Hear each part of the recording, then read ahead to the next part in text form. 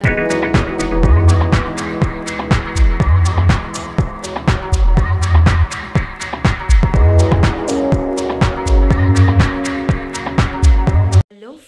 আশা করি তোমরা সবাই খুব ভালো আছো। আমিও ভালো আছি।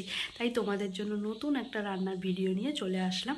আগের আমার ভিডিওতে তোমরা দেখেছো আমি সব রকম সবজি দিয়ে একটা পনিরের রেসিপি তৈরি করেছিলাম। তবে আজকে পনিরই রান্না করব, কিন্তু সবজি দিয়ে নয়, জাস্ট ঘরোয়া পদ্ধতিতে যেরকমভাবে পনির আমরা রান্না করি সেরকমভাবেই করব, কিন্তু একটু আলাদাভাবে। তোমরা ভিডিওটা দেখো, যদি ভালো লাগে তোমরা বাড়িতে অবশ্যই ট্রাই করবে। আর এটা করতে খুব বেশি একটা সময় লাগে না, 20 থেকে 25 মিনিট জোর জোর হলে এইটুকুই সময় লাগে। চলো তাহলে দেখতে থাকো তোমরা ভিডিওটা।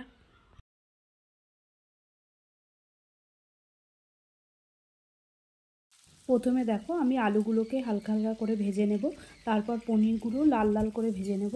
বেশি ভাজবে না, বেশি ভাজলে পনিরগুলো শক্ত হয়ে যাবে, হালকা লাল লাল করে ভাজবে।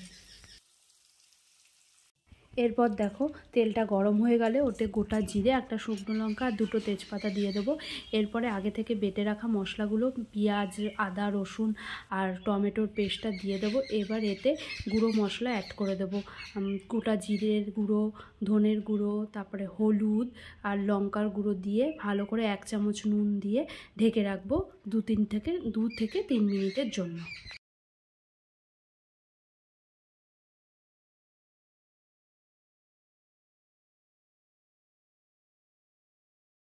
দু থেকে 3 মিনিট পর দেখো কি সুন্দর তেল ছেড়ে দিয়েছে। এইবার এতে আগে থেকে ভেজে রাখা আলু আর ছাড়ানো কড়াইশুঁটি দিয়ে ভালো করে নাড়াচাড়া করে আবার 5 মিনিট মতো ঢেকে রাখবো। 5 মিনিট পর চলো ফিরে আসছি।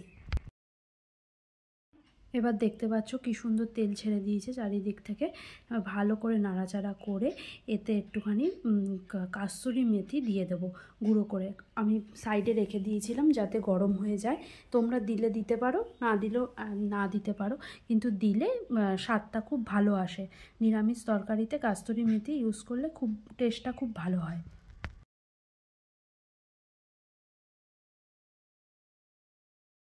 এবার ভালো করে নাড়াচাড়া করে এতে 1 গ্লাস মতো জল দিয়ে দেব। আমি বেশি ঝোল করব না, তাই একটু মাখা মাখা করব। তোমরা যদি ঝোল বেশি রাখতে চাও তাহলে তোমরা 1.5 গ্লাসের মতো জল ইউজ করতে পারো।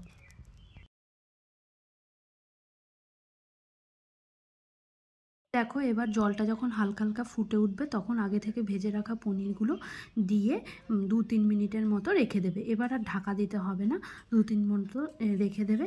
আর এতে 1 চামচ আমি চিনি অ্যাড করেছি। তোমরা যদি চিনি না দিতে চাও নাও দিতে পারো। আমি একটু রান্নাতে চিনি দিই, আমার মতে বলে আমি একটু চিনি দিলে রান্নার টেস্টটা একটু বেশি হয়। তোমরা দিলে দিতে পারো, না দিলে নাও দিতে পারো, অসুবিধা নেই।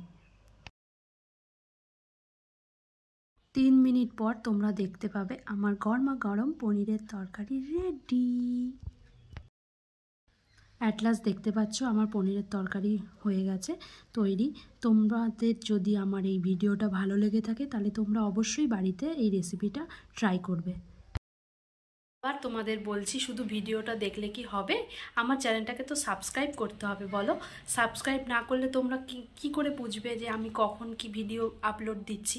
তাই জন্য চ্যানেলটাকে অবশ্যই সাবস্ক্রাইব করো, আর একটা লাইক করো, আর কমেন্টস করে জানিও আমার রেসিপিটা তোমাদের কেমন লাগলো। টাটা।